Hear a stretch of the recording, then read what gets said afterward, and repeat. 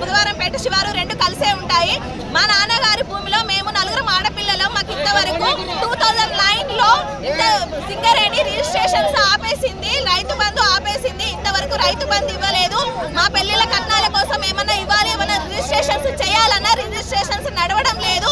అందుకోసమని మా నాన్నగారి ఆధ్వర్యంలో మేము ఇల్లులు కట్టుకుంటున్నాము. మా ఇల్లులో మాకు ఎలాంటి ఇన్ఫర్మేషన్ ఇవ్వకుండా ఇల్లులు కూల్చేశారు. కలెక్టర్ గారు దగ్గరుండి కూల్పించారు. మాకు కలెక్టర్ గారు న్యాయం చేయాలి. మాకు పర్మనెంట్ నెంబర్లు ఇవ్వాలి, ల్యాండ్ కూడా ఇవ్వాలి.